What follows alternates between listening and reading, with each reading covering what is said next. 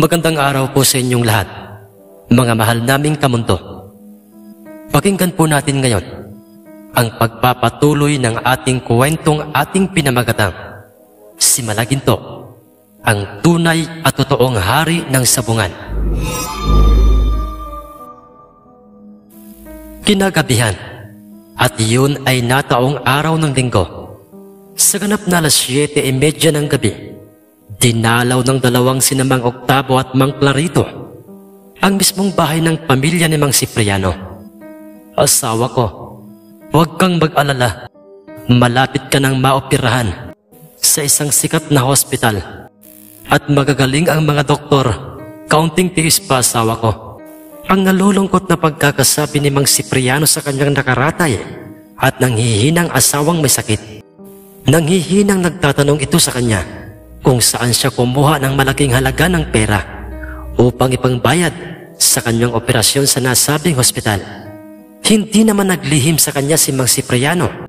Ipinagtapat niya sa kanyang asawang si Don Paquito, ang taong tutulong sa kanya sa oras na maipanalo ng kanilang dalusapi ang laban nito sa aming Malaginto. Napaluhang nagpasalamat sa kanya ang kanyang asawa.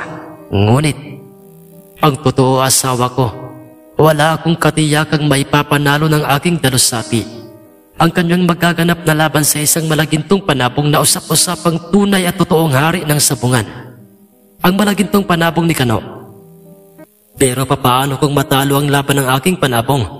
Oo, Diyos ko, tulungan niyo po ako at ayoko pong mawala ang aking asawa, ang sabi ni Mang Cipriano. Ilang sandali pa itinawag siya ng kanyang nag-iisang anak na isang lalaki.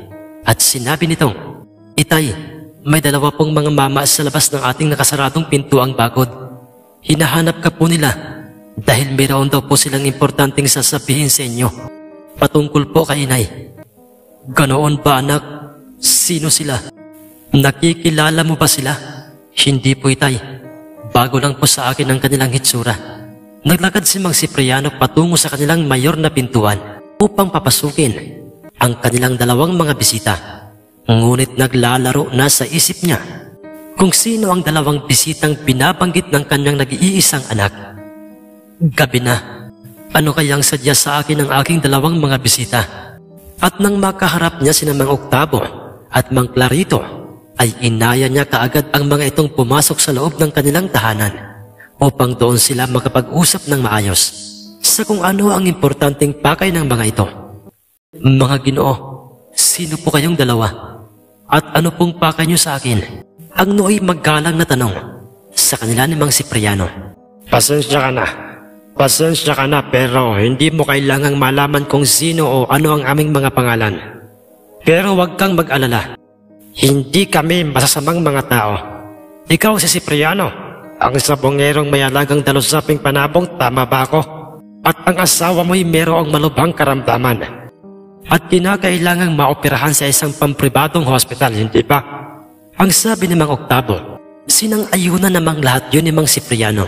At toy, pinangakuan naman ako ni Don Paquito na siya ang magbabayad ng pera para sa operasyon ng aking asawa. Pero may kondisyones, hindi ba? Alam niyo po, Mang Cipriano, ang totoong pagtulong sa kapwa ay walang hinihinging pabor o kapalit. At yun po ang magandang balitang dala namin sa inyo. Ano pong ibig niyong sabihin, mga Ginoo? Totoo at tamang lahat ng mga sinabi nitong aking kasama, Cipriano. At hindi ito panaginip at mas lalong hindi kami nagbibiro. Isa kang mabuting tao, Cipriano. Ang katulad mo hindi nararapat na pagkaitan ng tulong. Tulong na walang hinihinging kapalit. Isa ang aming grupo sa nakahandang mag-abot ng tulong sa mga taong nangangailangan. Ngunit hindi kami nag-aabot ng tulong ng basta-basta lang dahil ang mga taong tinutulungan ng aming grupo ay ang mga taong totoong nangangailangan. Mga taong katulad mo. Ang dugsong namang sabi ni Mang Clarito. Cipriano, tuloy ang laban ng inyong dalasapi bukas sa usap-usapang Malagintong panabong. At matalo man kayo, ay magpapaiwan kaming dalawa sa bayang ito upang asikasuhin ang lahat ng mga bayarin sa ospital, kasama ang mga gamot at gastusin ng inyong pamilya. hanggang sa tuluyang gumaling ang asawa mo. Walang mapagsidlan ang tuwat sayang mababanaag sa itsura ni Mang Cipriano nang marinig niya ang mga katagang yun kay Mang Octavo. Diyos ko, maraming salamat po sa tulong na ipinagkaloob nyo sa aming pamilya. Sa pamamagitan ng mga taong ito, tinangka pa sanang itanong ni Mang Cipriano kung ano ang pangalan ng kanilang grupo at kung saan sila nito makikita upang formal niyang mapasalamatan ang mga ito. Ngunit, katulad ng mga sinabi namin sa iyo kanina, kaibigang Cipriano, pasensya ka na dahil hanggat maaari ay hindi mo muna maaaring makilala kung sino ang aming grupo. Pero huwag kang mag-alala, kakampi mo kami, kakampi ang aming grupo ng mga sabongerong katulad mo. Papaano? Hindi na kami magtatagal pa. Nga pala, maraming salamat sa pinahanda mong mainit na salabat sa pamamagitan ng iyong mabuting anak. Tuloy ang laban ng iyong dalusapi bukas at ng malagintong panabong. Ang sabi at pasasalamat pa ni Mang Octavo kay Mang Cipriano. Walang anuman yun mga kaibigan. Gusto ko lang sanang humingi ng pabor sa inyo at sana'y mapagbigyan niyo ako. Ano yun kaibigan? Ang tanong ni Mang Octavo sa kanya. Mga kaibigan, pakisabi sa namumuno sa inyo at maging sa inyong lahat. Maraming salamat sa inyong ginawang tao sa pusong pagtulong sa aking pamilya. Parehong masayang napangiti kay Mang Cipriano ang dalawang magkaibigang sina Mang Clarito at Mang Octavo. Makakaasa ka, kaibigan, na makararating sa kanya at sa iba pa naming mga kaibigan ang pasasalamat mong yan. Pagkatapos na sabihin yun ni Mang Octavo, ay nagpatuloy na silang dalawa ni Mang Claritong nilisan ang tahanan ni Mang Cipriano. Diyos ko, muli po akong nagpapasalamat sa inyo at ginamit niyo pong kasangkapan ang grupo ng mga mabubuting mga taong yon upang masolusyonan ang aking mabigat na problema. Ang sambit ni Mang Cipriano sa kanyang sarili at iyon ay kaagad-agad niyang ipinaalam sa kanyang asawa't anak. Samantalang sa daan, habang nag-uusap sina Mang Clarito at Mang Octavo sa madilim na daan kung saan ay malayo na yon sa maraming kabahayan at tanging liwanag lang ng kanilang dalang sinaunang flashlight ang nagsisilbing tanglaw nila sa daan, ay do'y napawigang bigla itong si Mang Octavo kay Mang Claritong. Paring Clarito, maghanda ka ng iyong sarili. Ilabas mo yung patalim mo at yun din ang gagawin ko. Nagtataka namang sinunod yun ni Mang Clarito ang mga sinabing yun ni Mang Octavo. Sige Paring Octavo, pero bakit? Pare, tingnan mo sa unahan ng daang ito na ating nilalakaran. At do'y nakita ni Mang Clarito ang isang bulto o anyo ng taong nakatayo sa unahan ng daan. Nakahinto lamang ito at parang inaabangan sila ng taong yon at hinihintay isang lalaking may malaking pangangatawan, mahabang pulot-puluting buhok, mataas at mayroong mga matang nagbabaga, at siya'y walang iba kundi si Douglas Estilior, ang kinatatakotang antingerong aswang at kriminal. Masama ang pakiramdam ko, Paring Clarito. Hindi siya pangkaraniwang tao. Parang isa siyang halimaw at parang may gagawin siyang hindi maganda sa atin. Kaya naman pare, hawakan mong mahigpit ang iyong patalim. Hindi tayo pwedeng mamatay. Kailangan pa tayo ni Paring Kano at ng ating mga kaibigan. Sige Paring Octavo, kanina pa akong nakahanda. Malapit na tayo sa kanya. At nang sila'y makarating na nga sa mismong tapat ng nasabing nilalang na yon, ay dooy mas lalo pa ngang lumakas ang kanilang kutob na ito'y hindi nga ordinaryong tao, dahil sa ito'y mayroong matutulis na mga pangil at pukong mahahaba. Sino ka? Anong pakay mo sa amin? At bakit para kang sigang nakaharang sa gitna ng daang daraanan namin? Ang sabit tanong kaagad ni Mang Octavo. Ngumisi ang nilalang na yon. At ito'y bigla na lamang naglaho sa kanilang paningin matapos nitong ikumpas ang kanyang kaliwang kamay, dahilan upang makaramdam na ng panlalamig ng katawan ang dalawang magkaibigan. Pare, bigla na lamang siyang naglaho sa ating harapan. Oo, paring Clarito. Kaya't paghanda ka, talasan mo pa ang pandama mo sa paligid. Dahil hindi natin alam kung saan siya lilitaw. Nang bigla na lamang may sumipa ng malakas sa tagiliran ni Mang Octavo, tumalasik si Mang Octavo sa gilid ng daan at nagpagulong-gulong pa ito doon. Paring Octavo! Sigaw ni Mang Clarito. Paring Clarito, sa likuran mo! Nasa likuran mo siya! Huli na nang umiwas si Mang Clarito dahil may bigla na lamang na humawak sa kanyang leeg at sa lakas ng nilalang na yon ay nagawa siya nitong iangat sa lupa. Pinilit ni Mang Octavong tumayo upang iligtas ang kaibigan, ngunit itinapong parang papel ng nilalang na yon si Mang Clarito papalapit sa kanya. Muntik na akong maubusan ng hininga, paring Octavo. Mabutit, pinakawalan niya na ako. Hoy, sino ka? Sino ka ba talaga? Ano pang sadya mo sa amin? Ano bang kasalanan namin sa'yo? Ang tanong ni Mang Octavo sa nasabing nilalang na yon. Pre, hindi kaya siya ang nilalang. Siya ang nilalang na sinasabi ni paring Kano. Doon pa lamang rumihistro sa kanilang isip ang mga sinabi sa kanilang grupo ni Itay Kano. Kung siya nga ang tinutukoy ni paring Kano, paring Clarito, ay delikado tayo. Ilang sandali pa'y nakita nilang marahang naglalakad papalapit sa kanilang dalawa ang nasabing antingerong aswang na si Douglas Esterior, at ito'y nagwika sa kanilang. Maswerte pa rin kayo dahil hindi niyo pa oras ngayong gabing ito. Patikim ko pa lamang sa inyo ang ginawa kong yon. Kahit pa yung totoo natatakam na ako sa inyong dugot mga lamang loob. Ako si Douglas Esterior, ang kinatatakutang antingerong aswang at kriminal. Sabihin ninyo sa inyong grupo, lalo na nga kay Tercio de la Reballas Cano, na matagal ko nang inihanda ang inyong mga libingan at ang mga lamang loob nyo at mga dugo ay pagsasawaan ko. Pagkatapos na sabihin yon sa kanilang dalawa ng nilalang na yon, ay bigla na lamang itong naglaho sa kanilang paningin. Nawala ulit siyang parang bula, paring Octavo. Oo nga, paring Clarito. At siya pala si Douglas Esterior, ang antingerong aswang at kinatatakutang kriminal. Paring Clarito, tayo na. Kailangan nating tapusin kaagad ang ating misyon kay Cipriano. Para makabalik na tayo sa ating lugar, kinakailangan nating makarating sa ospital. At sa ating lugar, kailangang malaman kaagad ito ni paring Kano at ng ating mga kaibigan. Sige paring Octavo, tayo na. Nahihirapan mang tumayo at maglakad ang dalawang magkaibigan dahil sa pinsalang idinulot sa kanila ng antingerong aswang na si Douglas. Ngunit matagumpay pa rin nilang nagawa ang ipinagagawa sa kanila ni Itay Kano.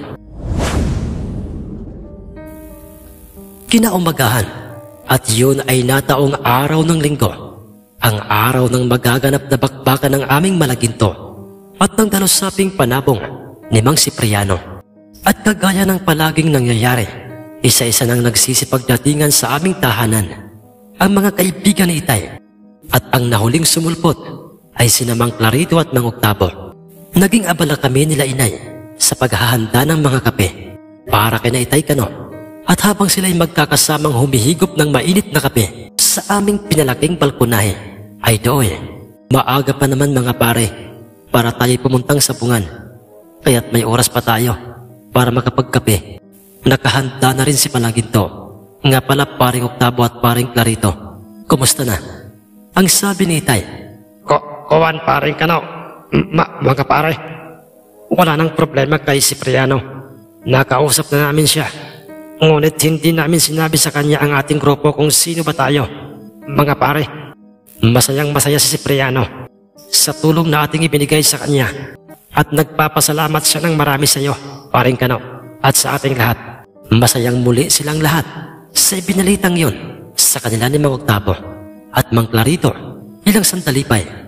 Pero babalik kayo doon mga pare pagkatapos ng laban ni Malaginto at ng dalusapin ni Cipriano, dahil kailangan niyong maibigay sa kanya ang pera sa operasyon sa mismong hospital para sa gamot at panggastos ng kanyang pamilya. Nang sabihin niyo ni Itay sa dalawang Mang Clarito at Mang Octavo, ay doy. Nga pala, paring Kano, mga pare, may importante kaming sasabihin sa inyo. Naibaling kaagad nilang lahat ang kanilang mga paningin kay Mang Octavo. Ano yun, paring Octavo? Mga pare, nang palis na kami sa tahanan nila Cipriano, ay may nangyaring hindi maganda sa aming dalawa ni paring Clarito. Ang sayang kanina'y nababanaag sa itsura nila Itay ay napalitan ng pangungusisa sa kung ano ang susunod na sasabihin ni Mang Octavo. Pare, nakainkwentro naming dalawa. Sa daan, ang sinasabi ni paring Kano na siya ring sinasabi ng kanyang mga kaibigang engkanto. Ano? Ang ibig niyo bang sabihin, paring Octavo, ay nakita niyo? Nakita niyo siya ng harap-harapan? Tanong kaagad ni Mang Gregorio. Oo, paring Gregorio at mga pare. Ayon sa kanya, ay isa raw siyang antingerong aswang at kinatatakutang kriminal. Iho, Octavo, maaari mo bang sabihin sa amin kung ano ang kanyang panlabas na anyo, ang kanyang katangian o mga kakayahan, at kung papaano kayo nakaligtas sa kanya? Sige po, Tatang Pedro. Mataas siya, mga pare. Matangkad. May matikas na pangangatawan. Mahabang kulot-kuloting buhok. At ang kanyang mga matay nakakatakot. Matutulis ang kanyang pangil at mga kuko. At ayon mismo sa kanya, matagal na raw niyang inihanda ang ating mga libingan. At ang ating mga dugot, mga lamang loob raw, ay siya ang makikinabang. Kakainin niya ang ating mga lamang loob dahil siya raw ay si Douglas Estelior. Kriminal, aswang at antingero, mga pare. Sa maniwala man kayo o hindi, malakas siya at nagkaagawa pang maglaho sa isang iglap lang. Wala kaming nagawa ni paring Clarito sa kanya. Bigla siyang nawala sa aming paningin at lumitaw itong bigla sa aking tagiliran. Sabay sipa sa akin ng malakas at pagkatapos no'y sumulpot itong bigla sa likuran ni paring Clarito at sinakal siya nito. At ang dahilan kung bakit sinayaan niya kaming mabuhay ay upang makapagsumpong kami sa inyo. Ang mahaba-habang eksplanasyon ni Mang Octavo na siya namang sinang-ayunan ni Mang Clarito.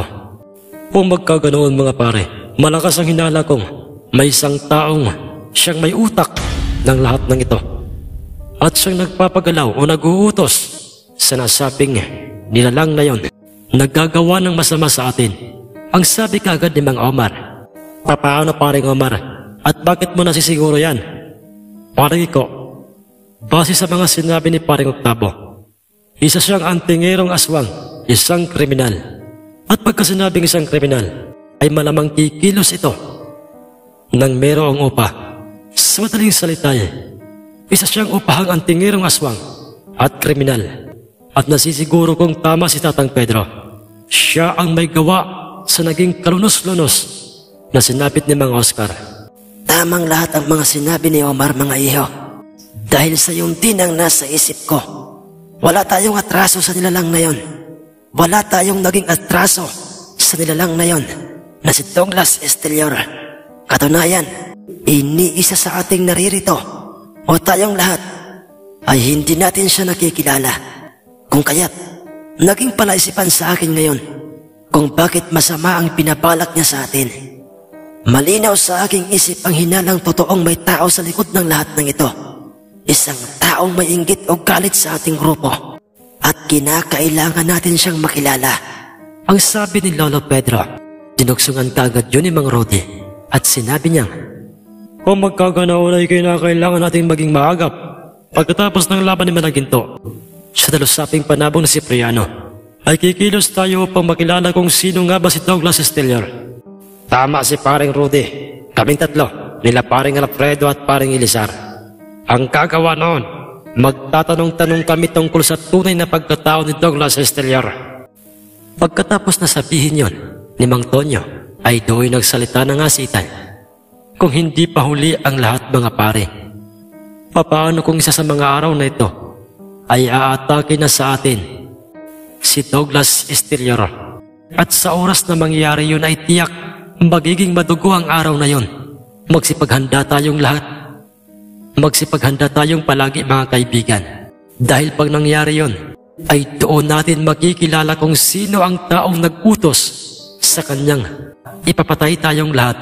Sumang-ayon silang lahat sa mga sinabing yun ni Itay Kano. Ilang sandali pa'y tumilaok si Malaginto nang napakatinis. Kasunod noy, payo na mga pare, dahil tiyak, kanina pa tayong hinihintay sa ating sapungan na si Priano at Don Paquito. Tumayo silang lahat at naglakad palabas ng aming pintuang bakod at kanilang tinahak ang daan patungo sa aming mismong sapungan.